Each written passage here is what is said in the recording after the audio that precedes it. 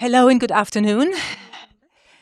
I had the pleasure to already have a few conversations with Suki and General Pötzsch, and this actually boosted my trust into what we in Germany and Europe could do against hybrid warfare and what we do in regards of cybersecurity a lot. So I hope you will have the same feeling afterwards. So I'm going to start with a very short question. Speaking of cybersecurity, on a scale from 1 miserable to 10 amazing, where do we stand in Europe in regards of cybersecurity? Give you another number, 202 billion euros last year damaged by cybercrime in Germany alone. So I won't talk about a number between 1 and 10 for our level of cybersecurity. You're in the minus. Yeah, Okay. I would like to keep being optimistic, not start like today in the morning. It's very dark and a foggy topic we're talking about, but no, I'd say we're doing good, but 10 I think is unrealistic. Thank you, Suki. It's going to make me be more optimistic, aren't you? You have to. 0. 0. 0. Okay, that's a little bit better. It's not a negative number, but it's not. Everything changes. And based on the amount of threats, based on the things that have happened last week, Cloudflare, you look at what's going on, 0's not bad. It's not great, but it's not a negative number. Do you think of any country or region who has more than 0? No? But then, it was a stupid scale. I think you have to be realistic. And ultimately, with the changes that are going on in technology, the speed at which they are happening, you can say, oh yeah, great, today we're a 5. But realistically, I don't think there's anybody that's going to be on the top end of that scale because of the rate of change. So it's always going to be continually moving. I don't know when we're going to be actually in a state of saying we are really good, because bad actors are always looking for a better way to be bad. And to be honest, even if we would reach that state, I'm not sure I would want to talk about that, because I would like to keep that sense of urgency, which has been missing much too long concerning questions of cybersecurity. And now the people are starting to understand, and they are starting to struggle to reach this 1, this 2, this 3. And I really like to see people struggle in this field, because we have so much to do and we have to adapt. I mean, we will be talking about threats, I guess, but threats are evolving while we are sitting here discussing what we know from the last 2 weeks or days or whatever. And so we can't just lean back and say, hey, as you said, we're 5 today. While I'm saying it, we're going down to 3, 2, and 0. So let's be realistic. We will always have to struggle each and every minute. Mm-hmm. Now, in Germany, at least, we had last week big discussions around digital sovereignty. And there were within a few days, 2 big data centers announced. And I think new words were found. I think it was industrial AI, cloud, or something like that. Very interesting. But which role, and this is to you, General Pötzsch, which role does cybersecurity play in all of the efforts of digital sovereignty that we are seeing now in Europe, and especially in Germany? I mean, without security, there is no sovereignty. And actually, it's also the other way around. Without sovereignty, you won't have security. Why is that so? I mean, I can have the most sophisticated tech stack. If it's not secure, it's not really sovereign, what I'm doing there. And the other way around, if I'm very good in security, but not on a sovereign hardware level, for example, I'm not really good in security. Because if we're talking about sovereignty, which, by the way, is already mentioned on the stage, a bit misleading as a word, I would say it's not autarky we're striving for. It's about having a decision, about being able to make a decision, and not a binary decision between yes and no, but a real decision. So if we're talking about digital sovereignty, for example, in terms of cloud, it's about having decision between 1, 2, 3 vendors. And in the best case, one of those vendors is from our country or from Europe at least. And right now, you have limited choice of vendors. And as we were having a conversation, I think many of us have had this conversation about it being there are very few players in the market for you to have digital sovereignty. So it's a matter of, especially for governments, is you don't have the talent to build what you need to build in order to have that sovereignty. So at the very base, you don't have the education to have the talent to build the sovereignty for you internally. So now you have to go externally to a vendor. And of course, we know that the people that are having those tools are not always acting in the best interests of a country. It's more in the best interests of stakeholders. Could it be that you speak about software? I mean, one of the questions for you is, I mean, when we talk, the one question which comes to mind first was hardware, right? I mean, how to make hardware that is used in data centers, in cars, in everything to really make them secure and safe. I think this is a big challenge. But the other question is it a risk that we need to take? And this is for you, Suki. Is it a risk that we need to take, for example, to use Palantir?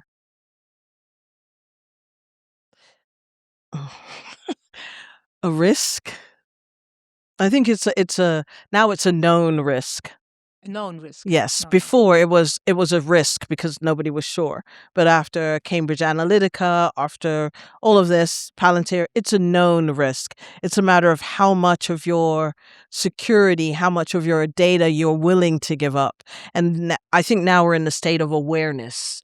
It's more of whether or not you're aware of what you're giving, but then it's understanding how far that goes.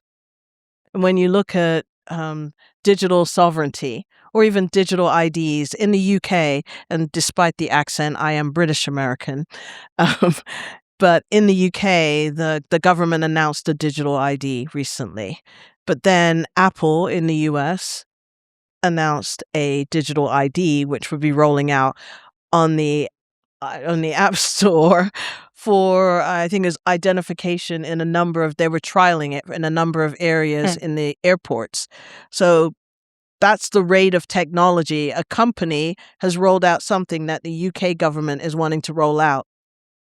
By the time the UK government gets around to it, it will probably be 2028, the earliest.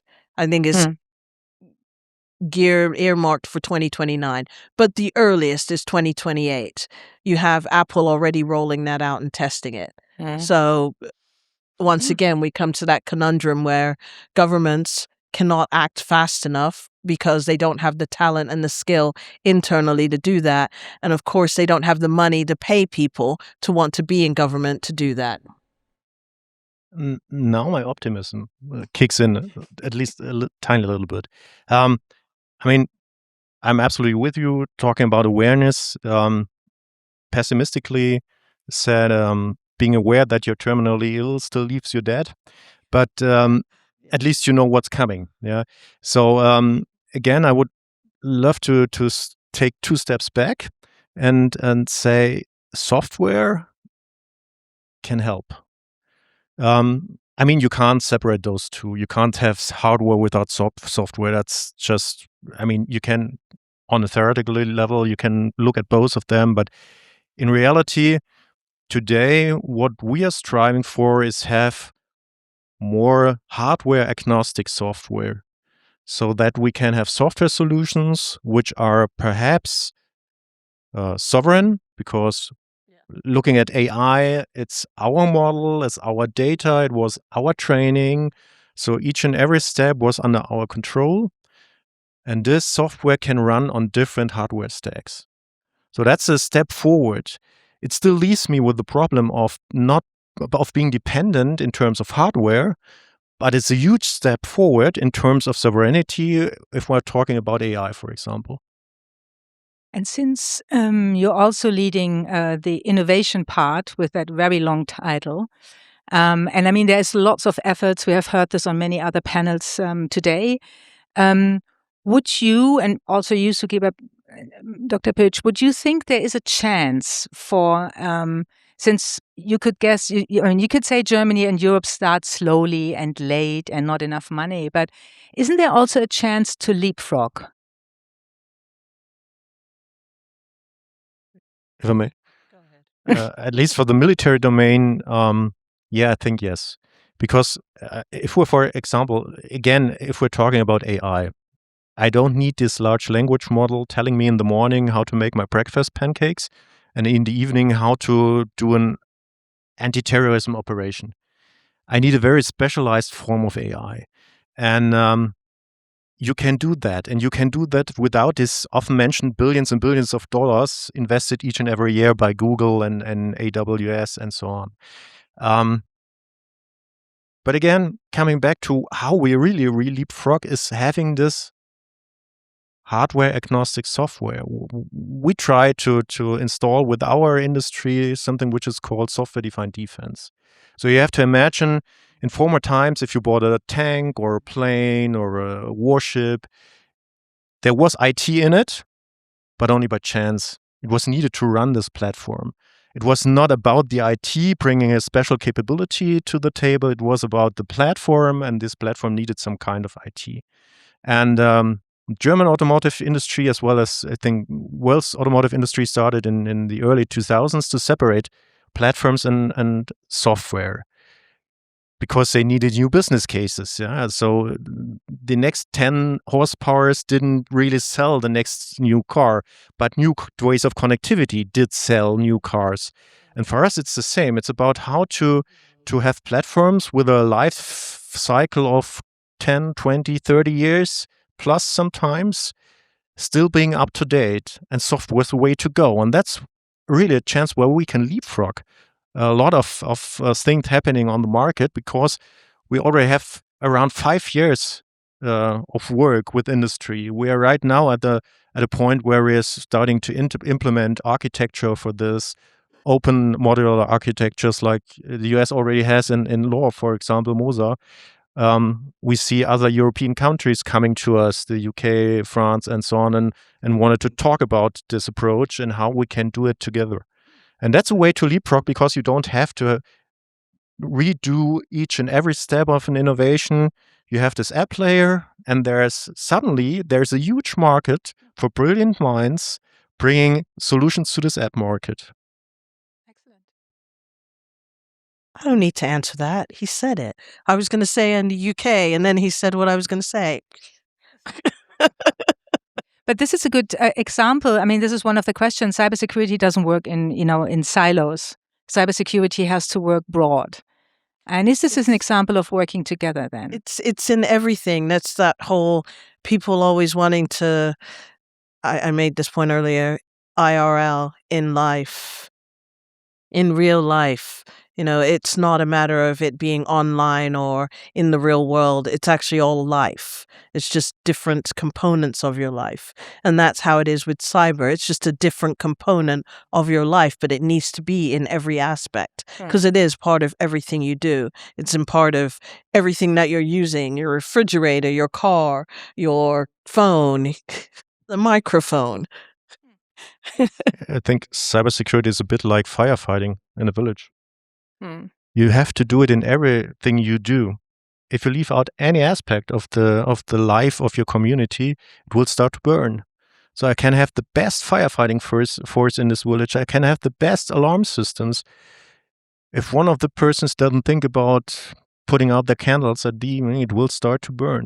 And that's what it really is about. Cybersecurity starts with each and every one of us. And like you said, in each and every aspect of our life, that's what makes it so complicated. And that's, by the way, what makes hybrid attacks and hybrid threats so attractive, because you can aim at each and every one of us and each and every aspect of our daily life, not only our working life, our private life, our social life, our love life, whatever. Yeah. I mean, this was actually one of the things I was coming to because you said it belongs cyber security, hybrid warfare. I think the weakest part, I mean, in all of this is me.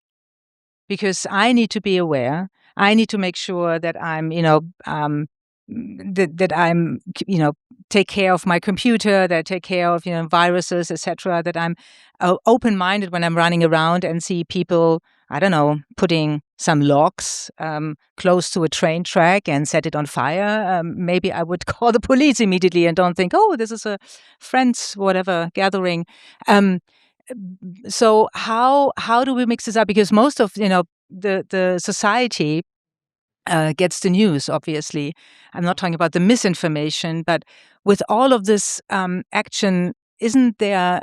We also have to strive the balance between to be safe, and again, or is data protection a yesterday word? And privacy and all of that? I have to say, first of all, that the weakest link in everything is always a person. Yes. It's the weakest link, but also the strongest link. And that is the complexity of being a human. That is the complexity that exists when you're doing anything in cyber, in warfare, anything that we do in the world. It comes down to the complexity of being a person, of being a human. So while we can build the world's strongest network, it may just be that somebody spills their coffee and hits a switch, or that somebody happened to just close their eyes and flick a switch accidentally. And that is how simple it is. You're swatting a fly and you hit a switch. It can be that simple, but at the same time, it can also be something fairly complex. And that is the duality that exists in being a human, but also in dealing with machines. To get the impression we should do this as a team more often, because that was exactly what I wanted to say. Yeah, you're the weakest link, but also you're the strongest. Whenever you start thinking about things, whenever you start doing even the tiny little bit, you're going from this 0 to a 1 and 2 and 3, and it's up to you to do it. Will you reach the 10? No, you won't. That's being realistic about everything in life, but it's totally up to each and every one of us to be more mature about cybersecurity, about how to counter hybrid threats aimed at us. That's totally in our hands. We're not dependent on someone else to do that. Of course, we need an overall organization by government, by state. We need police forces. We need dedicated cybersecurity forces, all that. But it starts with us, and that's a very good message. We can start.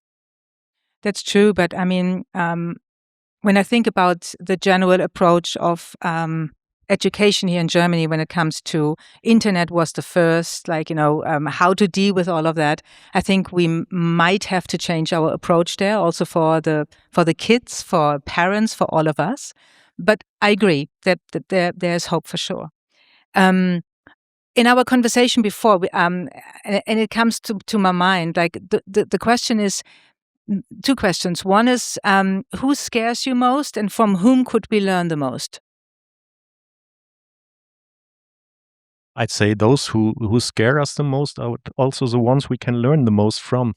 That's very diplomatic. Probably not very political correct, but it's true. Because we always have to ask ourselves, why are we scared by some actors?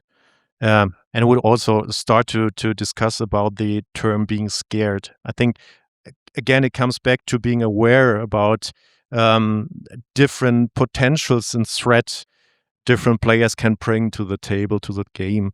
But if I know there's some players with a very high potential of hurting us, hurting our economy, hurting us, our society, the next question is, why do they have this potential? And how can they play out their game? And that's also the first step to countering their potential and take it away from them. So don't get me wrong, it's not about copying what they are doing. For example, fake news is something we would never do. But it's about understanding and taking away their means to do it. I was just thinking about this. I read this article over the weekend and we had a short chat about this. It was in the FAS, there was an interview with Anton Hofreiter, prominent politician from the Greens. And he gave some thoughts about our efforts in terms of defense. And he mentioned that we in Germany should be very aware buying cars from China with all of the technology in there, and that we cannot be coming back to the topics of privacy and data protection, that we for sure cannot be sure that, when they have cameras back and front and probably inside, what do we do with that? And is this just hypothetical, or is this something we as people should be much more aware of what we are buying here?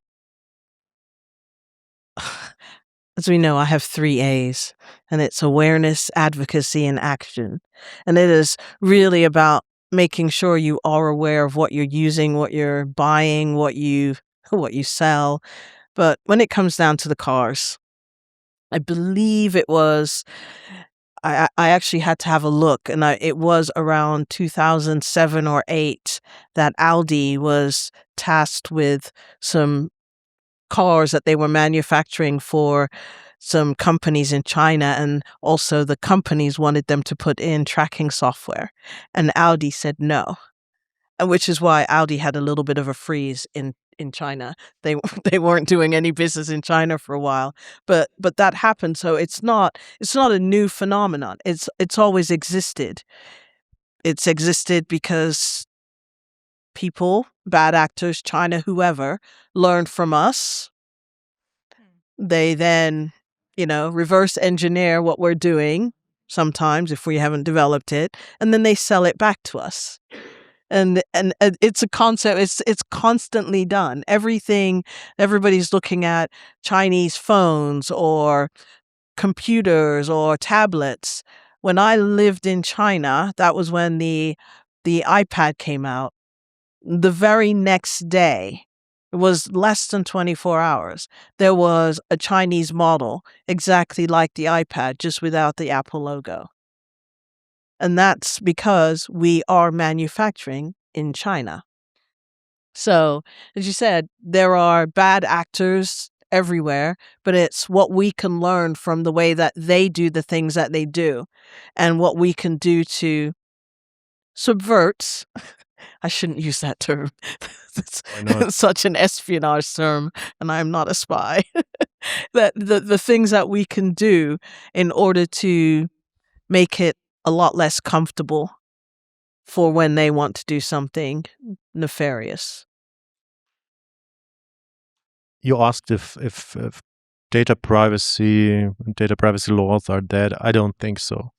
I think they are getting more and more important.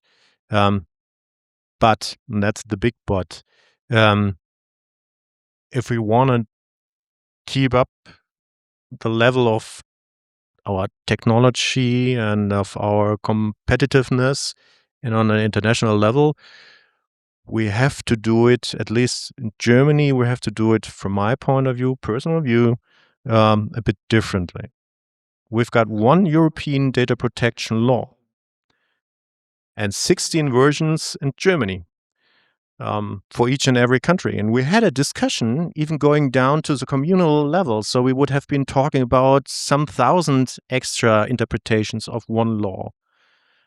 And that's a lot of problems arising from that, because, I mean, how do you want to have a common market if you're segmented like this? How do you want to have a technology, a sovereign technology, which is able to compete with China, with the US, if you don't have a common European market? So yes, no, it's not dead. We need it. And I think it's a selling point. It can be a USP, a unique selling point for us, but we have to do it right. And we're not allowed to do what we did during the Middle Ages. We have 20, 30 something little kings and whatever in Germany, and each and every one has to give their own laws. No. If we have a European law, it should be a European law. But again, disclaimer, my personal point of view. But I think if we want to have digital sovereignty in Europe, we need to give up a bit of our federalism at this part. But then you also have to make sure that that's built in-house. Most definitely. And I would like to I would love to see that, because it would bring jobs and money to Europe. But yeah, you're right. I mean, But the question was for data privacy, and I wouldn't skip it. It's also about ethics, and it's about how we see humans and how we see the interaction of technology and humans, especially if we're talking about AI. And the last thing I would skip was ethics and our view on the human as the overarching value in the world. So if we agree on that, data protection is needed. Again, the question is only how we do it. And if we do it wrong, the enemy will use it against us. That's crystal clear, because there will be very cheap products brought to the market. They will tell us that is possible with our products, and people will buy it. Because, be honest, if I can get a Chinese car for half the price of a German car, of course a lot of people will buy it. And they will buy it perhaps knowingly that their data is no longer safe. But it comes down to price. And I will, of course, every time you're optimistic, I'm going to be pessimistic, because we have to make sure it's even. But even if we do it right, bad actors will always find a way to take advantage of that. For every yin, there is a yang. It doesn't matter what we do. We can do something 100% perfectly, or what we deem as perfect, and before you know it, it's already been pulled apart. Whenever you build a system, there's always going to be somebody trying to subvert that system. Whenever you do something that's completely ethical, there's always somebody looking for a way to do something nefarious with that, take advantage of that. And because there's always somebody looking for a deal. Agreed. And that brings us back to our common conviction: we will never reach the 10. Exactly. There's always somebody wanting to get something cheaper, faster. And unfortunately, people are willing to pay. Yeah, but this comes then to the information that we as people get, right? And maybe we had this discussion earlier about the proximity of threat. Like, if the proximity of threat is that my car is going to be used to spy on my neighbors, maybe this would be not the reason, but maybe if I realize that whatever I have in my kitchen is sending the data right back, and I know about this, maybe this would be one of the reasons. But I also wanted to ask you, when you think about all of this technology that's out there, is there anything which is really, like, if you look at startups, the innovation that you see, is there anything where you say, this is really ringing a bell, this is making me really hopeful or excited in this field, in your expertise? I would say the sheer number of people bringing their minds to certain problems, and what I said early on, for me, sovereignty is about having a choice. And if I have large number of brilliant minds trying to figure out different solutions to a problem, there will be choices. And that's what I'm looking forward to, so that we no longer only have to look to the big industry, but also to smaller, more agile entities which can bring totally different solutions to the table. I always think of the fact that in what's deemed as developing nations, there are people building tech for survival. You can use the Ukraine model, just not a developing nation, but because they had war, they built drones for survival. And you look at places in Latin America, you look at places, some countries in Africa, even some places in China or in the Far East. People are building for survival. They're not building because it's a luxury item, a convenience to have something, a drone deliver food for you. They're building for survival. They're building for medical products to get from A to B because the terrain is bad. That's where I think that innovation really is coming to a forefront. And I'm excited about that, because there are people with very limited means that are building just whatever for survival. So there is an urgency to what they're building. There's also an urgency and intensity and a different mindset. And I do believe that mindset in Europe, in the UK, and in the US have weighed down the possibilities of people doing a lot more innovative work because it's always driven by profit.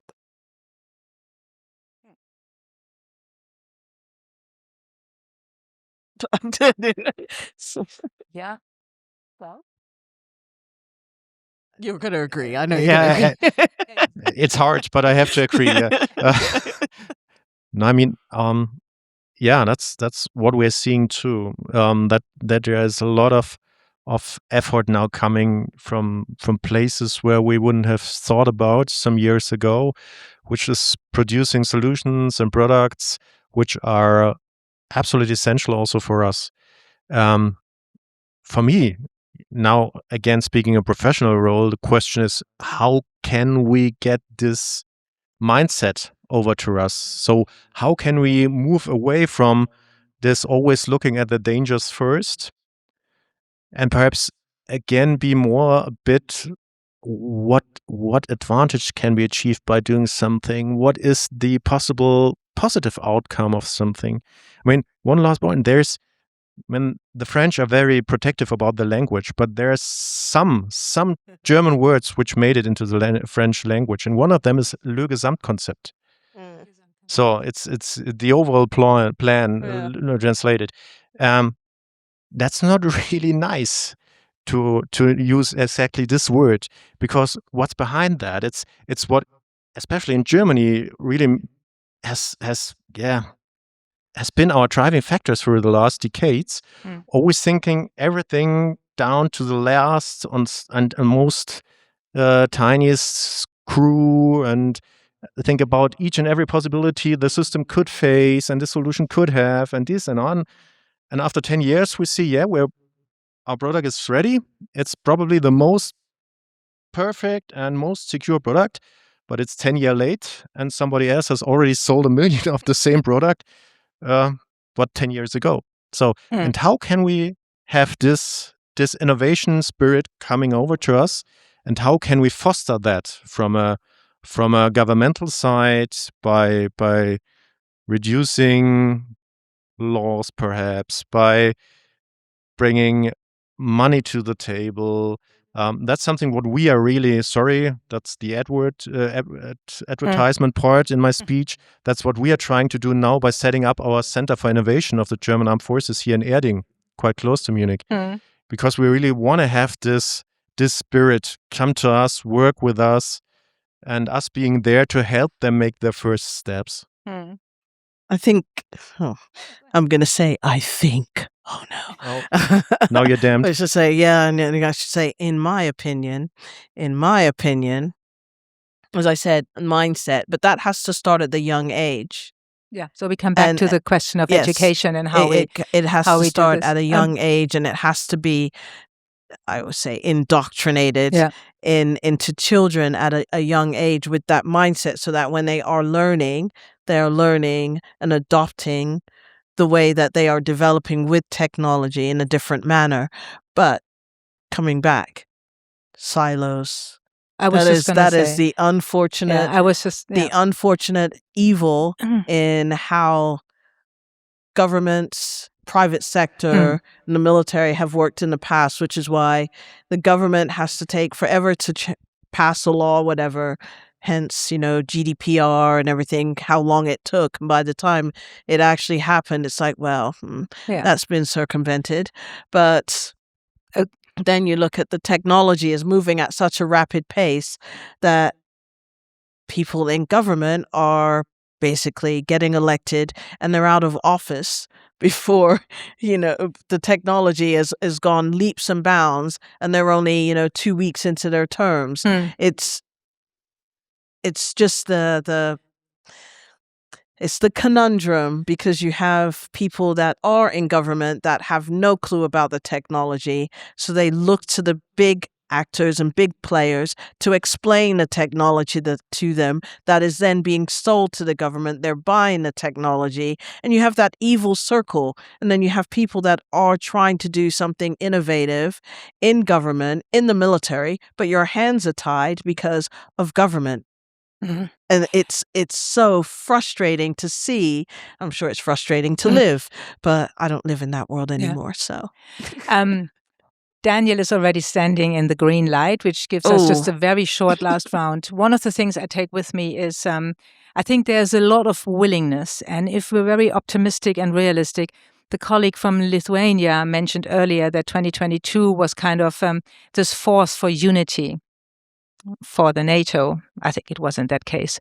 And that could it be that, and pretty short, and just what needs to do, like, could it be that the proximity of threat, which is getting closer and closer, especially on cyber and hybrid war, could it be that this is kind of the unity moment for whoever wants to be part of Europe and the EU anymore, to kind of get together, to get rid of silos, so that there's actually straight talk? Most definitely. I mean, if not now, when? And you see that too. Like, this is I do these. That's what I meant when I said the sense of urgency is now there. Is it already enough? No, of course not. Again, coming back to your scale of 0 to 10, I'd say we're somewhere around the 3 or 4 level. But it's there and it's growing. It's ever growing, and that's really, really important for us to keep that momentum and to keep that development, because that's what makes us strong as an alliance, as European countries, that we have unity, and that we are not divided between one of us is in danger and the other ones are only standing by and looking what's happening. So yeah. As long as the divide and conquer does not come in. And I think that's the biggest issue, is that egos come into play, misinformation, disinformation, and that possibility